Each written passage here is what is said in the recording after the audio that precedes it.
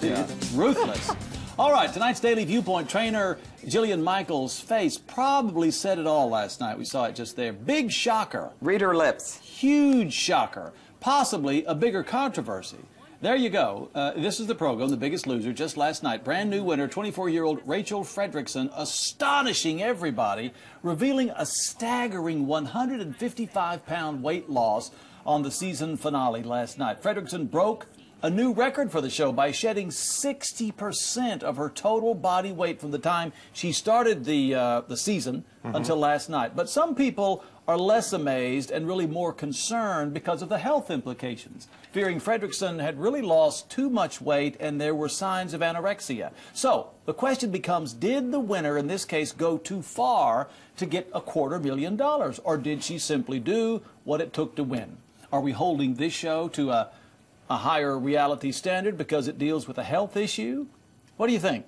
Iola? I think it should be held to a higher standard because it does deal with a person's health. Okay. And this woman really did not look healthy to me. I didn't see the show. I didn't actually, I've only seen her on the computer, but she looked, she didn't look good, let's say that. And perhaps she did it just to win the show and the $250,000, you know, that's one thing. Maybe she'll gain some of the weight back, but she did not look healthy and in good shape to me. I watched an interview with her this morning on the Today Show, and she made sense. She's a voice actress in L.A., makes her living doing that. Has a kind of funny little cartoon voice, and so you could probably hear her on a lot of things. But I thought her story was really interesting, and she's a workout fanatic.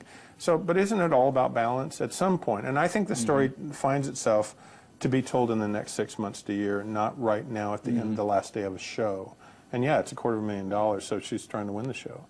But and is it too far? I don't know. I feel like I'm not the one to answer that. I think doctors are the ones to answer that, and nutritionists are the one to answer that.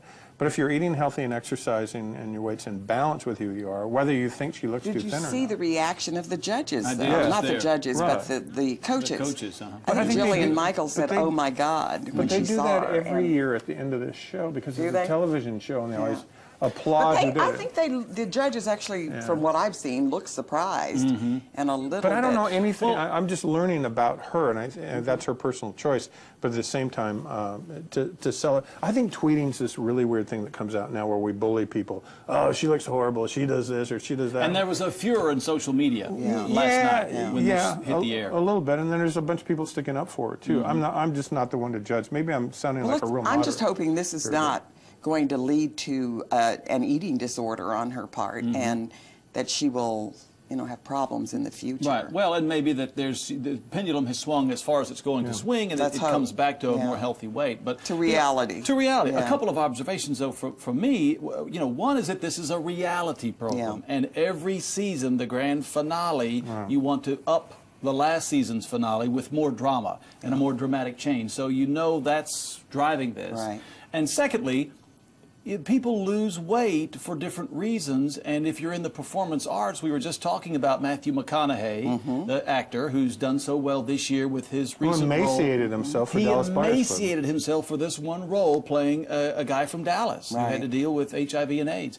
So, you know, that was self-inflicted starvation almost to get his body that thin. And he's not the first to do it. Not the first to do it. So, you know, it's and you could argue that this is almost a kind of a performance art. Being in a reality show, you're on display for the nation.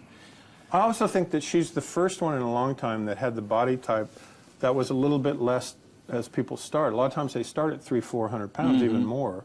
She started at 260 and got way down. We haven't had anybody that could really get down that far yet. And she's small. She's a little bit more diminutive. She has a small frame. Right, right. You know, it's what we find attractive or other people find attractive. I mean, all that's a moot point. It's what she finds attractive. If she's staying healthy, and she's the one that will answer all that probably in the next week or so. But aren't there health implications about losing this much weight this quickly? and making that kind of a dramatic drop? I know. That would be I the bet we get to question. ask a doctor about it pretty Well, soon. We have one coming We're on in the good shape. show. Yes. Yeah. Luckily for us, For us, yeah. we have a doctor I think who's most coming on people the will show. tell you, no, you can't do it that fast, and you shouldn't Right. do that fast. And, you know, they're under supervision on the show, at least. At least they She are. was a competitive swimmer, and maybe, you know, maybe She was a she's real accustomed athlete, yeah, real jock. to doing this. But you have to also, if you look at her background, she hasn't been one who's made a lot of great choices in the past either. So. Well, and I also want to say that in this country, you know, we don't have a huge problem with people losing too much weight. Too much weight. It's just the opposite. That's not the message that is a problem right now in this country. So anyway, we'll see how she balances out and if this is a I'd be sustainable curious to see what happens to her. Yeah. body I hope she does well. shape for her or not. Okay, coming up next on the Texas Daily, speaking of healthy lifestyles, we're going to talk with Dr. Tyler Cooper from the Cooper Fitness Center about all things healthy, including his family's legacy here in North Texas. So stick around for that. You're watching the Texas Daily.